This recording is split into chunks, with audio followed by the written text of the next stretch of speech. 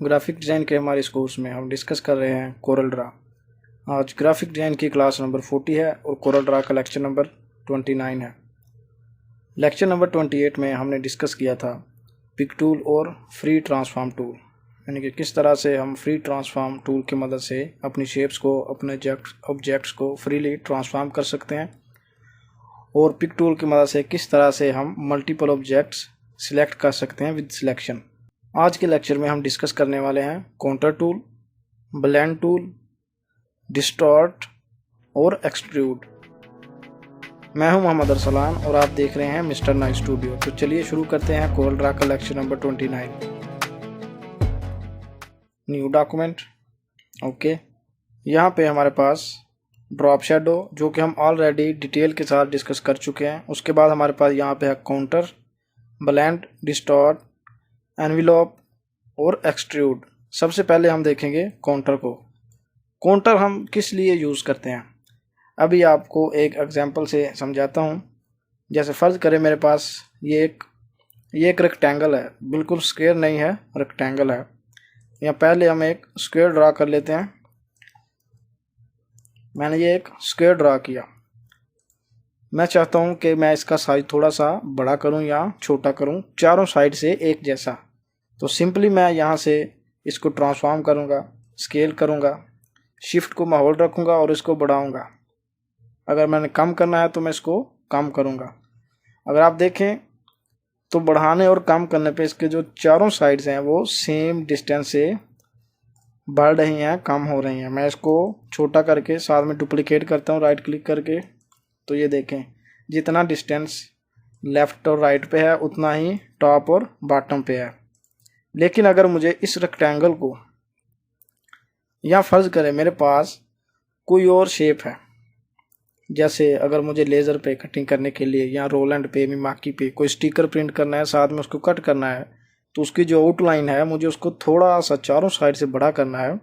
तो अगर मैं वो इस तरह से करूँगा तो वो बिल्कुल चारों साइड से एक जैसी नहीं होगी। जैसे पहले एग्जांपल आप इस रेक्टेंगल की लें, हम इसको स्केलिंग करते हैं। इसकी शिफ्ट को मैंने होल्ड रखा, जैसे ही मैं इसको बड़ा किया, साथ में राइट क्लिक करके डुप्लीकेट किया, तो आप देखें इसके जो लेफ़्ट राइट हैं इनमें डिस्टेंस ज़्यादा है और इसका जो टॉप बॉटम है इनमें डिस्टेंस कम है। तो ये एक प्रॉब्लम है। तो इसके लिए हम यूज़ करते हैं काउंटर टूल। जैसे फ़र्ज़ करें मेरे पास यहाँ पे ये मेरे पास एक शील्ड है एक्रेलिक की, हम इसे कट करना चाहते हैं।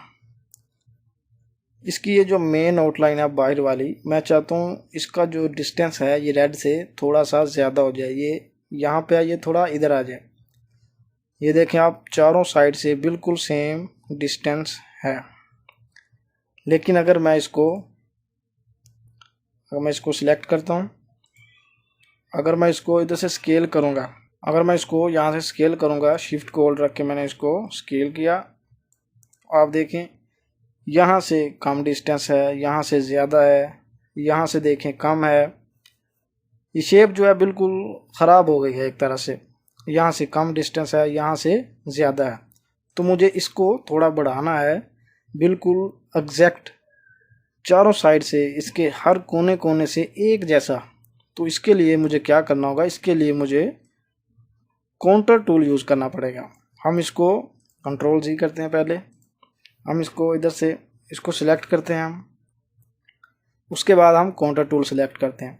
मैंने काउंटर टूल सिलेक्ट किया, जैसे ही मैं काउंटर टूल सिलेक्ट किया उसकी प्रॉपर्टीज़ शो हो गई प्रॉपर्टी बार में। सबसे पहले प्रीसेट्स, फ्लो इनवर्ट, यानी कि इनसाइड छोटा करने के लिए अगर आपने इसको छोटा करना है तो फ्लो इनवर्ट आप यूज़ करेंगे। अगर आपने इसको बड़ा करना है तो फ्लो आउटवर्ड आप यूज़ करेंगे। ये टू सेंटर है, ये इनसाइड काउंटर है, ये आउटसाइड काउंटर है। उसके बाद ये स्टेप्स हैं, यानी कि आपको कितने स्टेप बनाने हैं, 1 2 3 4 5 6, जितने भी आप बनाना चाहते हैं यहाँ से बना सकते हैं। और ये उसके बाद ये काउंटर ऑफसेट है, यानी कि स्पेस, कितनी स्पेस पे कितना बड़ा करना है। अगर आपको 1 सेंटीमीटर बड़ा करना है तो आप इसको 10 मिलीमीटर सेट करेंगे। एक तरीका तो यह है कि आप अगर यहाँ से इसके जो स्टेप्स हैं कम ज़्यादा करेंगे तो साथ में वो अप्लाई हो जाएगा। जैसे ये देखें, मैंने कम किया तो देखें ऑटोमेटिकली अप्लाई हो गया। हम 3 2 1, हम एक ही स्टेप करते हैं। तो ये देखें 1 सेंटीमीटर पे यानी कि 10 मिलीमीटर पे उसका जो साइज़ है वो कम हो गया। अगर हम बड़ा करना चाहते हैं तो इधर से आउटसाइड, ये देखें आउटसाइड अप्लाई हो गया। हम इसको थोड़ा कम कर देते हैं क्योंकि ये, हम इसको 5 मिलीमीटर कर देते हैं। तो आप देखें बिल्कुल सेम, हर साइड से, हर तरफ से बिल्कुल सेम साइज में साइज बढ़ गया है। आउटसाइड उसका ऑफसेट जो डिस्टेंस है वो बिल्कुल सेम है। तो इस तरह से आप इसको साइज कम ज़्यादा करने के लिए किसी भी चीज़ को, किसी शेप को, स्पेशली किसी शेप को, जिस तरह से ये शील्ड है कोई, इसको कट करने के लिए कोई भी शील्ड हो सकती है। अगर आप लेज़र कटिंग में यूज़ करते हैं या रोलैंड पे या मीमाकी प्रिंटिंग मशीन पे, तो इस तरह से आप आउटलाइन जो है वो बढ़ा सकते हैं। अगर आपने रोलैंड और मीमाकी मशीन पे स्टिकर कोई प्रिंट करना है तो डेफिनेटली आप उसको साथ में कट भी करेंगे, तो उसकी आउटलाइन जो है वो थोड़ा बड़ा करना पड़ती है। तो आप इस तरह से कर सकते हैं काउंटर टूल की मदद से। उसके बाद क्या करना है, आप इसको अगर अलहदा करना चाहते हैं आप इसको सिलेक्ट करें, कंट्रोल के, हमने कंट्रोल के प्रेस किया तो ये अलहदा अलहदा हो गए। अब आप इसको डिलीट कर सकते हैं। आप इसको डिलीट कर दिया तो इस तरह से आपकी जो शेप है वो बन गई। तो ये है हमारा काउंटर टूल। हम इसको डुप्लीकेट करते हैं। दूसरा तरीका क्या है, आप इसको सिंपली सिलेक्ट करें और इस तरह से आप अप्लाई करें। अगर आप बाहर की जानिब अप्लाई करेंगे तो बड़ा होगा, अगर अंदर की जानिब करेंगे तो छोटा होगा। तो इस तरह से भी आप इसको अप्लाई कर सकते हैं। आप इसमें डिफरेंट कलरिंग कर सकते हैं, जिस तरह से ये फ्लो इनवर्ड में है, फ्लो आउटवर्ड में है। तो इस तरह से आप काउंटर टूल की मदद से डिफरेंट शेप्स का साइज कम ज़्यादा कर सकते हैं। अब हम इनको डिलीट कर देते हैं। काउंटर टूल के बाद हमारे पास है ब्लेंड। जैसा कि नाम से ही पता चलता है चीज़ों के, ये ब्लेंड है, ये डिस्टॉर्ट है। डिस्टॉर्ट यानी कि डिस्टॉर्शन पैदा करने के लिए, ब्लेंड यानी कि ब्लेंडिंग करने के लिए, आपस में चीज़ों को ब्लेंड करने के लिए, जोड़ने के लिए। हम ब्लेंड टूल किस लिए यूज़ करते हैं, मैं यहाँ पे 2 शेप्स ड्रॉ करता हूँ। एक मैंने यहाँ पे रेक्टेंगल ड्रॉ कर लिया, दूसरा मैं यहाँ पे एक सर्कल ड्रॉ कर लेता हूँ। मैं इसको थोड़ा दूर डिस्टेंस पे रखता हूँ और इसका साइज थोड़ा बड़ा कर देता हूँ। इसमें मैंने ये वाला कलर कर दिया, इसकी आउटलाइन मैंने ख़त्म कर दी, चलो रहने देते हैं आउटलाइन। इसमें मैंने ये वाला कलर कर दिया, रेड। अब मेरे पास 2 शेप्स हैं, मैं इनको आपस में ब्लेंड करना चाहता हूँ। जैसे ही मैं ब्लेंड टूल सेलेक्ट करूँगा, यहाँ पे प्रॉपर्टी बार में इसकी प्रॉपर्टीज शो हो जाएंगी। ये प्रीसेट्स हैं। सबसे पहले प्रीसेट्स देखें क्या है। स्ट्रेट 8 स्टेप यानी कि 8 सीधे स्टेप बनाएगा इस तरह से, जैसे आप देख रहे हैं प्रीव्यू में। ये स्ट्रेट 10 स्टेप्स, ये स्ट्रेट 20 डेकल्स, और ये रोटेशन 90 डिग्री यानी कि 90 डिग्री पे साथ में रोटेट भी करेगा। उसके बाद ये लूप ब्लेंड करेगा। अगर आप स्ट्रेट 8 स्टेप करें, preset can not be apply to the selected object, क्योंकि हमने जस्ट एक ही ऑब्जेक्ट सिलेक्ट किया हुआ है। हम 2 ऑब्जेक्ट सिलेक्ट करेंगे, उसके बाद ब्लेंड टूल सिलेक्ट करेंगे, उसके बाद हम ये 10 स्टेप अप्लाई करेंगे। तो इस तरह से ये 10 स्टेप हो गया। अब हम इनको यहाँ से, इनके जो स्टेप्स हैं उनको ज़्यादा कर सकते हैं। यहाँ पे जो एंगल है वो हम चेंज कर सकते हैं। मैंने 45 किया तो इस तरह से रोटेट हुआ। अगर मैं 90 करता हूँ तो इस तरह से ये देखें, ये इस तरह से रोटेट हो रहा है। ये प्रीसेट्स देखें, ये लूप ब्लेंड, ये इस तरह से लूप होगा। आप यहाँ से इनके जो स्टेप्स हैं वो ज़्यादा कर सकते हैं, 40 स्टेप्स करते हैं तो ये लूप है। इस तरह से आप डिफरेंट 2 कलर्स की शेप्स को मिला के तो डिफरेंट कलर शेड्स भी बना सकते हैं। तो ये है ब्लेंड टूल। उसके बाद है डिस्टॉर्ट। जैसा कि इसके नाम से ही है, ये शेप्स में डिस्टॉर्शन पैदा करने के लिए यानी कि टेढ़ापन पैदा करने के लिए यूज़ होता है। जैसे ये रेक्टेंगल है,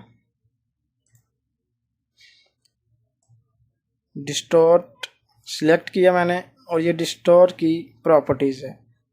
ये प्रीसेट्स हैं। पुल कॉर्नर, प्रीव्यू में आप देख सकते हैं कि पुल कॉर्नर क्या है, पुश कॉर्नर क्या है, ट्विस्टर क्या है, स्टैम्प क्या है और जिपर क्या है। पुल कॉर्नर, ये जी पुल हो गया। यहाँ से आप इसको चेंज कर सकते हैं जितना आपने पुल करना है। ये साथ में आप प्रीव्यू देख सकते हैं कि किस तरह से आप डिस्टॉर्ट कर सकते हैं शेप को। उसके बाद ये जिपर डिस्टॉर्शन, ये जिपर सिलेक्ट किया तो इस तरह से ये जिपर है। जितना आप जिप करना चाहते हैं आप उसी तरह से जिप कर सकते हैं।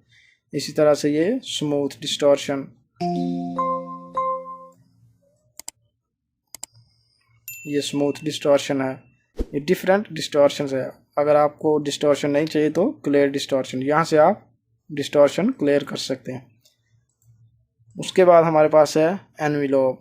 ये भी सेम इसी तरह से वर्क करता है जैसे ये किसी भी शेप या किसी भी ऑब्जेक्ट को जिसको हम सिलेक्ट करेंगे उसके गिर्द ये कर्व बना देगा और उस कर्व की मदद से हम शेप को इस तरह से मॉडिफाई कर सकते हैं। ये सेम उसी तरह से शेप टूल है जैसे F10 में हमने डिस्कस किया था। शेप इस एनवेलोप के अंदर ही रहेगी, आप जिस तरह भी इसको मूव करेंगे। यहाँ से ये उसके प्रीसेट्स हैं, सर्कुलर में करना है, रेक्टेंगल में करना है, रेक्टिलिनियर स्लैंट में करना है, पिंच करना है, या पुश डाउन पुश अप, जिस तरह से भी आपने करना है उस एनवेलोप के अंदर ही आप उस शेप को मॉडिफाई कर सकते हैं। उसके बाद हमारे पास है एक्सट्रूड।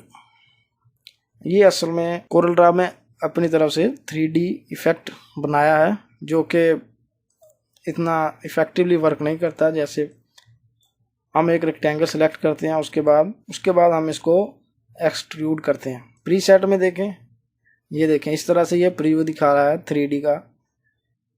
ये टॉप है, ये टॉप राइट, ये बॉटम राइट, और ये बॉटम, और ये बॉटम लेफ्ट। हम इसको टॉप राइट करते हैं। ले जी, इस तरह से इसने टॉप राइट में इसको 3D फॉर्म में कर दिया। तो इस तरह से आप डिफरेंट शेप्स को थोड़ा 3D कर सकते हैं, लेकिन ये इतना यूज़ नहीं होता क्योंकि इसमें इतनी ऑप्शंस नहीं है कि आप इसको अच्छे से यूज़ कर सकें। जस्ट आपको बताना ज़रूरी था कि एक्सट्रूड है क्या। आज के लेक्चर में सिर्फ इतना ही। मिलते हैं अपनी नेक्स्ट क्लास में। Thank you.